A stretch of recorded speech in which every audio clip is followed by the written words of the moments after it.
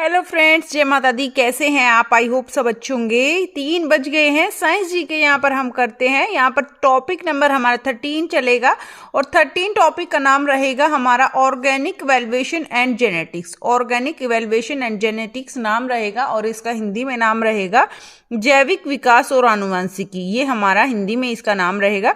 और इससे पहले वाले हमारे 12 टॉपिक हो चुके हैं फ्रेंड्स। अगर आपको वो टॉपिक्स भी देखने हैं तो आपको डिस्क्रिप्शन बॉक्स में प्लेलिस्ट का लिंक मिल जाएगा, आप देख लीजिएगा। हर एक क्लास में हमारे 25-30 क्वेश्चन रहते हैं, इससे ज़्यादा आप नहीं करते हैं। हम केवल आधा घंटा ही साइंस के क्वेश्चंस की प्रैक्टिस करते हैं डेली। तो डेली आप नोटिफिकेशन ऑल पर क्लिक कर लीजिएगा ताकि आपको जो हमारा प्राइमर होता है उसका नोटिफिकेशन टाइम से मिल जाए और आपको क्लास का नोटिफिकेशन इसी वजह से आपको नोटिफिकेशन नहीं मिलता है। जब आप ऑल पर क्लिक नहीं करते हैं तो आपको नोटिफिकेशन नहीं मिलेगा। तो जुड़े रहिए क्लास के साथ अंत तक। तो जल्दी से शुरुआत करते हैं। निम्नलिखित में से किसका मस्तिष्क उसके शरीर के अनुपात में सबसे बड़ा होता है? तो शरीर तो छोटा होता है लेकिन मस्तिष्क बड़ा होता है, शरीर के अनुपात में बड़ा होता है। तो डॉल्फिन, मानव, हाथी और चींटी। जो चींटी होती है उसका अनुपात जो होता है, मस्तिष्क का अनुपात है, वह बड़ा है उसके शरीर से। निम्नलिखित में से किस जंतु में खुर नहीं पाए जाते? तो यहाँ पर घोड़े में खुर होते हैं, आपको पता है। जैसे कि जेब्रा में भी खुर होते, जेब्रा के भी खुर होते हैं और हिरण के भी खुर होते हैं। लेकिन जो गीदड़ होता है, गीदड़ के खुर नहीं होते हैं। तो यहाँ पर आंसर रहेगा गीदड़। गीदड़ के खुर नहीं होते हैं। आगे चलते हैं क्वेश्चन नंबर 3 पर। क्वेश्चन नंबर 3 क्या है? एक महिला वर्णांध है, यानी जन्म से ही अंधी, वर्णांध अंधी है, पर उसका जो पति है वर्णांध नहीं है। उसके एक पुत्र और एक पुत्री है। उनके कितने पुत्र हैं? एक पुत्र और एक पुत्री है। और इस संदर्भ में निम्नलिखित में से कौन सा एक कथन के सही होने की सर्वाधिक संभावना है? तो इसमें से कौन सा एक कथन सही होने की संभावना है? ए, पुत्री वर्णांध अंधी है परंतु पुत्र वर्णांध नहीं है। दोनों संतान वर्णांधता से ग्रस्त हैं, या दोनों संतान वर्णांधता से ग्रस्त नहीं है, या पुत्र वर्णांध है परंतु पुत्री वर्णांध नहीं है। तो यहाँ पर क्या रहेगा आंसर इसका? क्वेश्चन नंबर 3 का क्या आंसर रहेगा? इसका आंसर रहेगा हमारा पुत्र वर्णांध है किंतु पुत्री वर्णांध नहीं है। पुत्र वर्णांध है किंतु पुत्री वर्णांध नहीं है। एक महिला वर्णांध है तो उसका जो है पुत्र वर्णांध होगा और पुत्री वर्णांध नहीं होगी। और जो यहाँ पर पति है वह वर्णांध नहीं है, तो वह वर्णसंधा नहीं है। तो यहाँ पर सारा इफेक्ट होगा आनुवांशिक विकारों के संदर्भ में। तो आनुवांशिक विकारों के संदर्भ में हमने ये स्टडी की है। जेनेटिक जो है इफेक्ट्स हैं यहाँ पर, जिसकी वजह से ऐसा होता है कि एक महिला वर्णांध है परंतु उसका पति वर्णांध नहीं है, तो उसकी जो पुत्र है वो वर्णांध होगा लेकिन जो पुत्री है वो वर्णांध नहीं होगी। तो यहाँ पर ये डिफरेंस होगा। अगर यहाँ पर उल्टा होता तो इसका भी उल्टा हो जाता। ठीक है फ्रेंड्स, ये अपने 3 क्वेश्चन हो चुके हैं। आगे चलते हैं क्वेश्चन नंबर 4 पर। तो प्लीज वीडियो में अंत तक जुड़े रहें। क्वेश्चन नंबर 4 देख लेते हैं।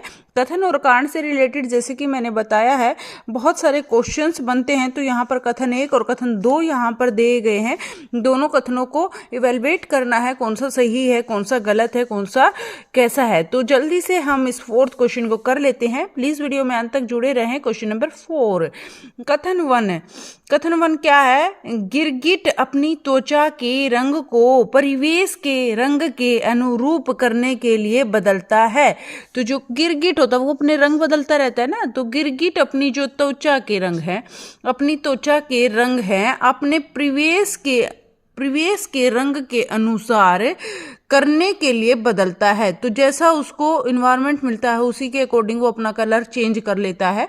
तो कथन 2, गिरगिट की त्वचा प्रतिदीप्ति के माध्यम से परिवेश के रंग के प्रकाश को उत्सर्जित करती है। यहाँ पर कौन सा आंसर रहेगा? जो गिरगिट की त्वचा है, त्वचा प्रतिदीप्ति के माध्यम से परिवेश के रंग के प्रकाश को उत्सर्जित करती है, परिवेश के रंग के प्रकाश को क्या करती है, उत्सर्जित करती है। तो यहाँ पर क्या रहेगा हमारा आंसर क्वेश्चन नंबर 4 का। तो कथन जो ये है रंग के प्रकाश को उत्सर्जित नहीं करता है कभी भी। गिरगिट की जो त्वचा है प्रकाश का जो रंग होता है उसको कभी भी उत्सर्जित नहीं करती। तो ये वाला तो बिल्कुल ही गलत है और ये वाला सही है कि वो अपना रंग बदल सकता है जैसे कि उसको एनवायरनमेंट मिलता है, परिवेश के जो है अकॉर्डिंग वो अपना कलर चेंज कर सकता है। तो ये रहेगा हमारा क्वेश्चन नंबर 4 का आंसर क्या रहेगा। दोनों कथन अलग अलग सही हैं किंतु दो कथन एक का सही स्पष्टीकरण नहीं है। दोनों कथन अलग अलग सही हैं और जो कथन कौन सा, दो कथन एक का सही स्पष्टीकरण है। कथन एक सही है किंतु कथन 2 गलत है, कथन 1 गलत है किंतु कथन 2 सही है। तो यहाँ पर जो कथन 1 है वो बिल्कुल सही है, जैसे कि मैंने बताया यह है जो प्रकाश को उत्सर्जित नहीं करता है। तो यहाँ पर जो गिरगिट है वो अपना कलर अकॉर्डिंग टू एनवायरनमेंट वो अपना कलर चेंज कर लेता है। तो यह कथन 1 सही है किंतु कथन 2 गलत है। तो हमारा सी आंसर रहेगा, कथन 2 गलत है। तो क्वेश्चन नंबर 5 पर चलते हैं। क्वेश्चन नंबर 5 क्या है, जब हम केचुआ पर साधारण नमक छिड़कते हैं। जो केचुआ होता है जब हम उस पर कैसा नमक छिड़कते हैं, साधारण नमक जब उसके ऊपर छिड़कते हैं तो वह मर जाता है। तो क्या हो जाता है उसको, वह मर जाता है जब हम साधारण नमक केचुए पर छिड़कते हैं।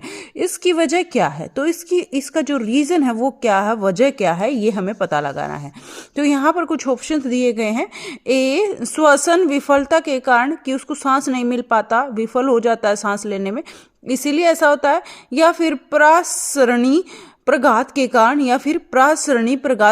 यानी एकदम से उस पर प्रघात के जैसे नमक छिड़क दिया जाता है, इस वजह से ऐसा होता है। या फिर लवण का अविषालु प्रभाव के कारण, या फिर त्वचा के छिद्रों का बंद हो जाना। तो क्या होता है यहाँ रीजन कि जो केंचुआ है उस पर जब साधारण नमक डाल देते हैं तो वह मर जाता है। इसकी वजह होती है परासरणी प्रघात।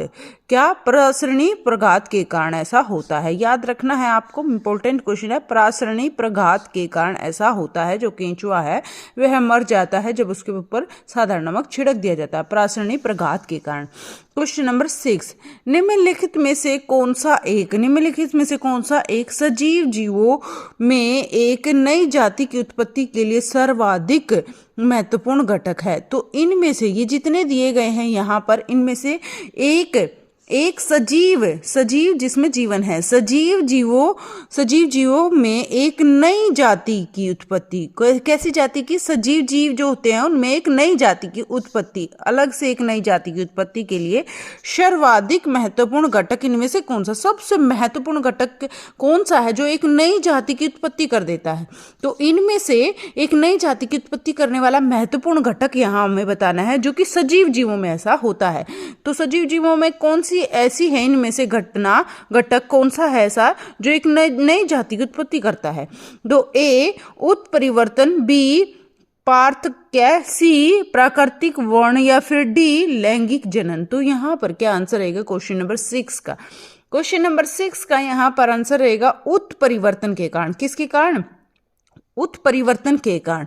उत्परिवर्तन के कारण ऐसा होता है जो एक सजीव जीवों की में एक नई जाति की उत्पत्ति कर देता है। उत्पत्ति के लिए एक घटक है, ये घटक है जो नई जाति की उत्पत्ति कर देता है उत्परिवर्तन के कारण। किसके कारण, उत्परिवर्तन के कारण। ये हो गया इसका आंसर। आगे चलते क्वेश्चन नंबर 7 पर। वीडियो को अभी तक लाइक नहीं किया है तो लाइक कर दीजिएगा। क्वेश्चन नंबर 7 देख लेते हैं। यहाँ पर हम 25 क्वेश्चन आज की क्लास में करेंगे और केवल आधे घंटे में हम कंप्लीट कर लेंगे अपना सारा जो क्वेश्चंस हैं। क्वेश्चन नंबर 7 देखते हैं। जीन के भीतर अनुक्रम आधार परिवर्तन कहलाता है। जो जीन है, जीन के भीतर अनुक्रम आधार परिवर्तन कहलाता है। तो क्या कहलाता है, प्रतिरोपण, या फिर बी प्रजनन, या फिर सी उत्परिवर्तन, या फिर डी संयोजन। तो यहाँ पर क्या आंसर रहेगा, क्वेश्चन नंबर 7 का आंसर रहेगा जीन के भीतर अनुक्रम आधार परिवर्तन करता है। जीन के जो भीतर है वह अनुक्रम आधार परिवर्तन होता है। यह प्रति यहाँ पर उत्परिवर्तन के कारण ऐसा होता है। याद रखना है, नई जाति का जो जन्म होता है वह भी उत्परिवर्तन के कारण होता है, और जीन के भीतर अनुक्रम आधार परिवर्तन होता है वह भी उत्परिवर्तन के कारण होता है। क्वेश्चन नंबर 8 देखते हैं। सूची 1 दे रखी है, यहाँ पर सूची 2 दे रखी है, इन दोनों का मिलान करना है। सूची 1 क्या है? उत्परिवर्तन का सिद्धांत यहाँ पर किसने दिया? विकास का सिद्धांत यहाँ पर किसने दिया? एक जीन एक एंजाइम है यहाँ पर किसने कहा? ओपेरॉन अवधारणा यहाँ पर किसने कहा? ये कुछ दे रखे हैं जिन्होंने इन सिद्धांतों को दिया है। तो सूची 2 में देख लेते हैं। बीटलबिंक और टेटम और जेकब और मोनो और डार्विन की परिकल्पना, और यहाँ पर ह्यूगो डी ब्रिज। तो यहाँ पर क्या आंसर रहेगा क्वेश्चन नंबर 8 का? तो फटाफट से हम मिलान कर लेते हैं। ए का क्या रहेगा? उत्परिवर्तन का जो सिद्धांत दिया है वह दिया है किसने? उत्परिवर्तन का सिद्धांत दिया है ह्यूगो डी ब्रिज ने। किसने? ह्यूगो डी ब्रिज ने दिया है। उत्परिवर्तन का सिद्धांत दिया है ह्यूगो डी ब्रिज ने। और विकास का सिद्धांत, जो ये विकास है, विकास का सिद्धांत दिया है, बहुत ही ज्यादा इंपॉर्टेंट है। विकास का सिद्धांत किसने दिया? सिंगल भी ये क्वेश्चन बहुत बार पूछा जाता है। तो विकास का सिद्धांत दिया डार्विन। किसने? ये तो बहुत ही ज्यादा इजी भी है क्योंकि बहुत बार हो चुका है। विकास का सिद्धांत है डार्विन की परिकल्पना। डार्विन की ऐसी परिकल्पना है विकास के सिद्धांत के बारे में। और एक जीन एक एंजाइम है, एक जीन एक एंजाइम है, इसका आंसर रहेगा बीटलबिंक और टेटम। बीटलबिंक और टेटम, ये आंसर रहेगा इसका। एक जीन एक क्या है? एंजाइम है। यह बीटलबिंक और टेटम ने कहा। बीटलबिंक और टेटम ने कहा। और क्वेश्चन नंबर 8 का डी है, ओप्रोन अवधारणा है। ओप्रोन अवधारणा है किसकी है? यह जेकब और मोनो की है। जेकब और मोनो की है। क्या? ओप्रोन अवधारणा है जेकब और मोनो की। ये हो गया यहाँ पर हमारा आंसर। ए का हो गया हमारा 4th, बी का हो गया 3, सी का हो गया 1st और डी का हो गया यहाँ पर 2। तो ये ए आंसर हमारा यहाँ पर रहेगा। तो बहुत अच्छे से आई थिंक समझ में आ गया होगा। देखो यहाँ पर जो ये मिलान वाले क्वेश्चन होते हैं, यहाँ पर 4 क्वेश्चन हमें एक साथ में याद हो जाते हैं, और जो कि 4 क्वेश्चन अलग अलग तरह से भी आ सकते हैं एग्जाम में। तो इसी पॉइंट ऑफ व्यू के चलते तो आपको ये चारों के चारों याद रखने हैं। मैं एक बार फटाफट से फिर से रिवाइज करवा देती हूँ। उत्परिवर्तन का सिद्धांत है ह्यूगो डी ब्रिज ने। ह्यूगो डी ब्रिज ने। और विकास का सिद्धांत दिया है डार्विन की परिकल्पना में। और एक जीन एक एंजाइम है, यह बीटलबिंक और टेटन ने कहा। और ओप्रोन अवधारणा है, यह जेकब और मोनो ने कहा। आगे चलते हैं क्वेश्चन नंबर 9 पर। क्वेश्चन नंबर 9 है, जैव विकास के संदर्भ में सांपों में अंगों का लोप होने का स्पष्ट किया जा सकता है। लोप होने को स्पष्ट कैसे किया जा सकता है? जो जैव विकास है, जैव विकास में जो सांप होते हैं, सांपों के जो अंग होते हैं, वो जो अंगों का लोप होना है वह होने को स्पष्ट किया जाता है। तो कैसे स्पष्ट किया जाता है? बिलों में रहने के प्रति अनुकूलन से, या फिर अंगों का उपयोग तथा अनुप्रयोग किए जाने से, या फिर प्राकृतिक चयन से, या फिर उपार्जित लक्षणों की आनुवंशिक अनुगति से, तो वंशानुगत से। तो यहाँ पर क्या रहेगा आंसर क्वेश्चन नंबर 9 का? क्वेश्चन नंबर 9 का आंसर रहेगा हमारा अंगों का उपयोग और अनुपयोग। जब वे अंगों का उपयोग करते हैं और कभी कभी कुछ अंगों का उपयोग नहीं करते हैं, अनुपयोग करते हैं, तो तब ऐसा होता है कि जैव विकास के आधार पर सांपों में अंगों का लोप हो जाना, यानी खत्म हो जाना, लोप होने को स्पष्ट किया जाता है अंगों का उपयोग और अनुपयोग किए जाने से। ठीक है फ्रेंड्स, ये हो गया क्वेश्चन नंबर 9 के बाद चलते हैं क्वेश्चन नंबर 10 पर। 10 क्वेश्चन क्या है, जल्दी कर लेते हैं, आधा घंटे में कंप्लीट करेंगे अपनी क्लास को। जब एक जीन 2 या 2 से अधिक भिन्न भिन्न लक्षणों को एक साथ नियंत्रित करता है, यह तथ्य क्या कहलाता है? जब जो एक जीन है वह 2 या 2 से अधिक भिन्न भिन्न लक्षणों को एक साथ नियंत्रित करता है। कैसे करता है? एक साथ नियंत्रित करता है। तो यह तथ्य क्या कहलाता है? बहुप्रभावी असंगजनन, या फिर सी बहुगुणित या फिर डी बहुपठता। तो यहाँ पर यह इसी वजह से होता है क्योंकि यह बहुप्रभाव, बहुत सारे प्रभाव डाल रहा है। तो यहाँ पर आंसर रहेगा हमारा ए, बहुप्रभावितता। कैसी होती है? बहुप्रभावितता होती है जब एक जीन दो या दो से अधिक भिन्न भिन्न लक्षणों को एक साथ नियंत्रित करता है तो यह तथ्य क्या कहलाता है? एक साथ नियंत्रित करेगा तो बहुप्रभावी होगा। जो ये जीन है, जब ये दो या दो से अधिक लक्षणों को एक साथ नियंत्रित करेगा तो यह बहुप्रभावितता छोड़ेगा। तो ये रहेगा आंसर, बहुप्रभावितता रहेगी। बहुत सारे प्रभाव यह डालता है, इसलिए ऐसा होता है। पृथ्वी पर सबसे पुराना जीव कौन सा है? यहाँ पर हमें बताना, जो हमारी पृथ्वी है इस पर सबसे पुराना जीव कौन सा है? कवक है, हरित नील शैवाल है, या अमीबा है, या फिर युगलिना है? तो यहाँ पर सबसे पुराना जीव कौन सा रहेगा? क्वेश्चन नंबर 11 का आंसर रहेगा हरित नील शैवाल है। जो ये हरित नील शैवाल है ये सबसे पुराना जीव है। हरित नील शैवाल है, हरित नील शैवाल सबसे पुराना जीव है। याद रखना, मोस्ट इंपोर्टेंट क्वेश्चन है। सबसे पुराना जीव है हमारा हरित नील शैवाल। क्वेश्चन नंबर 12 देखते हैं। क्वेश्चन नंबर 12 क्या है? एक वर्णांध पुरुष एक सामान्य महिला से विवाह करता है। यहाँ पर क्या पुरुष है? वर्णांध, और जो एक सामान्य जो महिला होती है उससे विवाह करता है। तो यहाँ पर पुरुष संज्ञा है लेकिन महिला नहीं है। तो वर्णांधता के लक्षण उत्पन्न होंगे तो किस में उत्पन्न होंगे? तो जैसे कि मैंने बताया था, जहाँ पर महिला होगी वहाँ पर पुत्र में जाएगा, लेकिन जहाँ पर पुरुष वर्णांधता होगा तो वहाँ पर पुत्री पर प्रभाव पड़ेगा। तो यहाँ पर आएगा पुत्री में आएगा, पुत्रों में आएगा, या फिर पुत्री के पुत्रों में आएगा, पुत्रों के पुत्रों में आएगा, या फिर पुत्री के पुत्रों में आएगा। तो यहाँ पर आंसर हमारा डी रहेगा। क्या रहेगा? आंसर हमारा डी रहेगा। जो पुत्री होती हैं उसके जो पुत्र है उन पर यह प्रभाव पड़ता है। और अगर यहाँ पुरुष की जगह महिला वर्णांधि होती तो यहाँ पर पुत्रों के पुत्र पे प्रभाव पड़ता। तो ये है दोनों में डिफरेंस। क्वेश्चन नंबर 13 क्वेश्चन है, विकास के उत्परिवर्तन सिद्धांत का प्रतिपादन किया था। जो विकास है, विकास जो डेवलपमेंट है उसके उत्परिवर्तन सिद्धांत का प्रतिपादन किया था। तो यहाँ पर देखो, जैसे कि मैंने पीछे क्वेश्चन करवाया है, उत्परिवर्तन सिद्धांत का प्रतिपादन किसने किया, इसी तरह से ये अब अलग से क्वेश्चन शो हो गया है, अलग से इसको बना दिया गया है क्वेश्चन के रूप में। तो इसी तरह से क्वेश्चन ये एक ही क्वेश्चन में जब मिलान करते 4 क्वेश्चन हमें एक साथ लर्न हो जाते हैं। तो डार्विन ने विकास के बारे में दिया है, तो हक्सेले ने नहीं, इन्होंने भी नहीं दिया, लेमार्क ने नहीं, ह्यूगो डी ब्रिज ने। तो यहाँ पर आंसर रहेगा ह्यूगो डी ब्रिज आएगा। इसका आंसर उत्परिवर्तन सिद्धांत का प्रतिपादन किया है, तो डी आंसर रहेगा, ह्यूगो डी ब्रिज ने। ह्यूगो डी ब्रिज ने आएगा। क्वेश्चन नंबर 14, डायनासोर का काल आज से कितने वर्ष पहले था? जो डायनासोर थे, जो डायनासोर खत्म हो गए हैं, विलुप्त हो गए हैं, जो कि यह इनका जो काल था यह आज से कितने वर्ष पहले था? यह 18 करोड़ वर्ष पहले था, 5 करोड़ वर्ष पहले था, 40 करोड़ वर्ष पहले था, या 80 करोड़ वर्ष पहले था?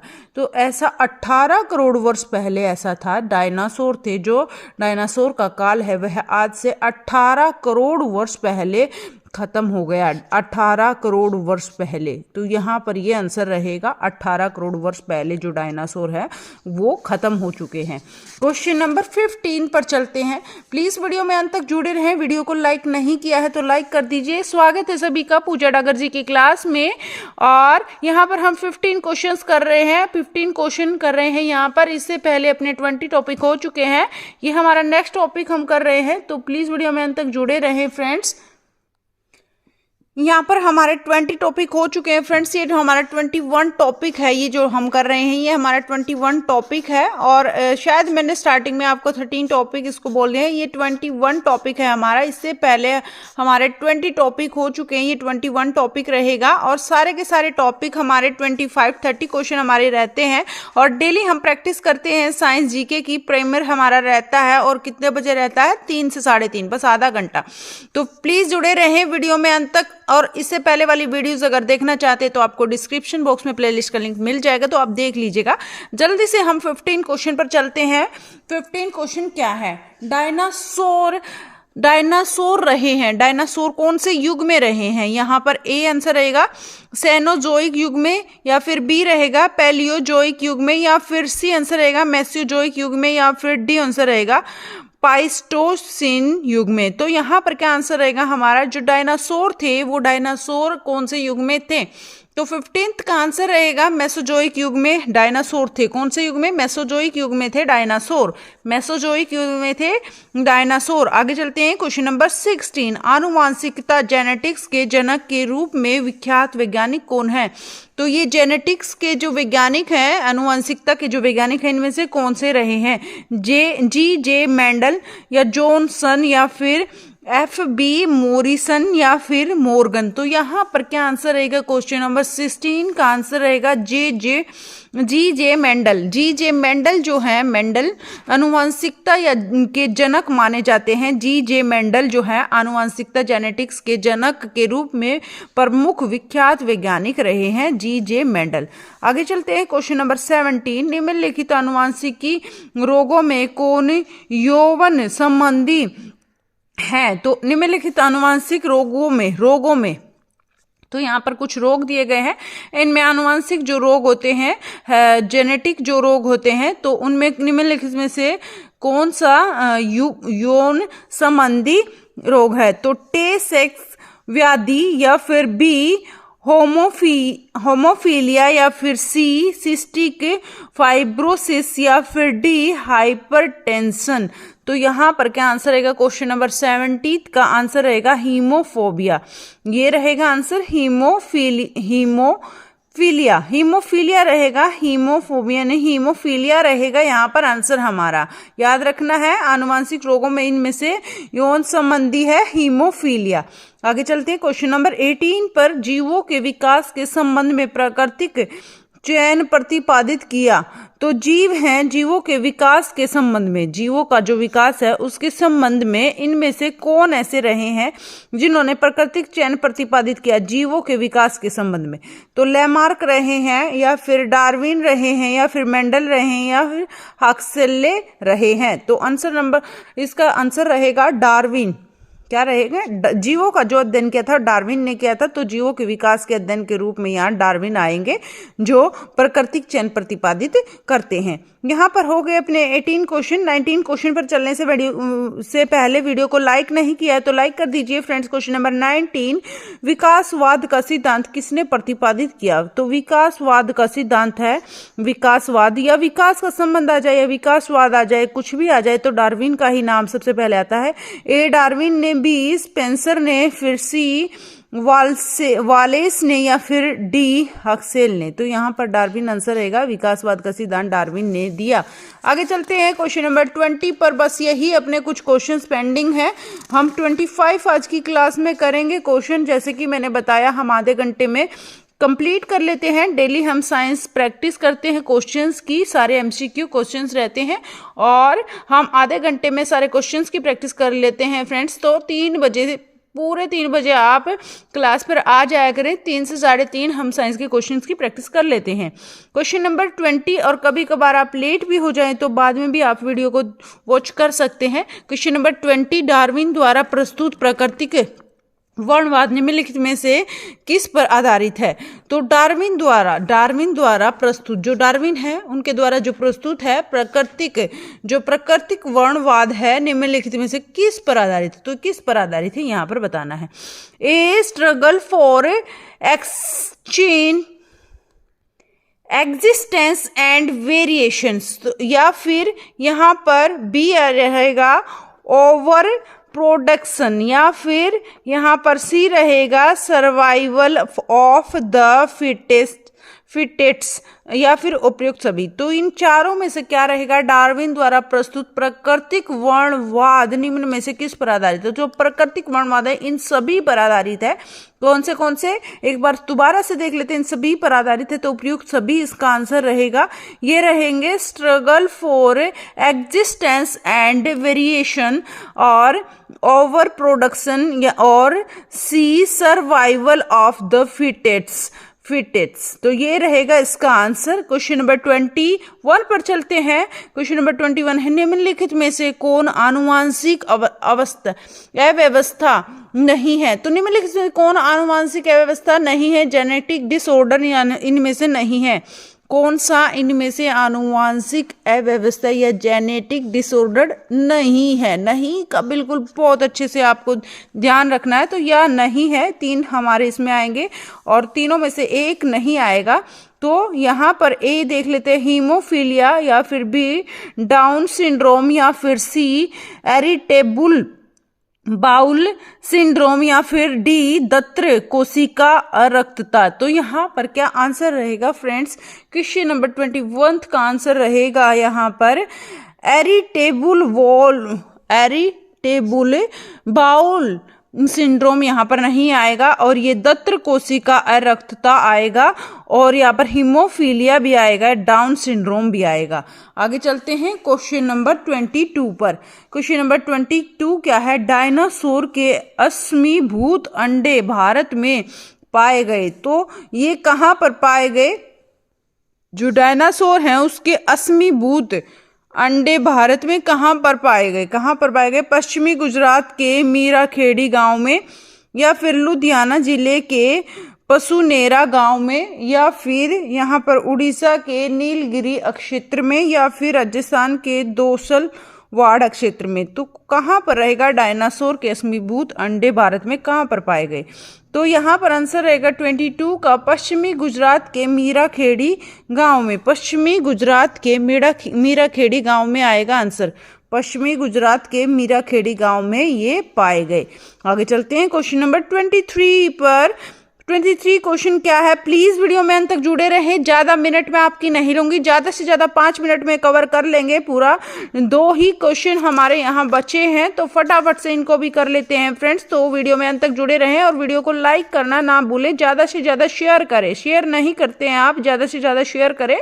विकास का कारण क्या है? विकास का कारण क्या है? जीने के लिए संघर्ष है, स्ट्रगल फॉर एग्जिस्टेंस है, या फिर फोसिल पदार्थ है, या फिर पीढ़ी से पीढ़ी अनुकूलन है, अडेप्टेशन है, या फिर वंशागति है, इनहेरिटेंस है। तो यहाँ पर क्या आंसर रहेगा? विकास का कारण क्या है? विकास का क्या कारण है?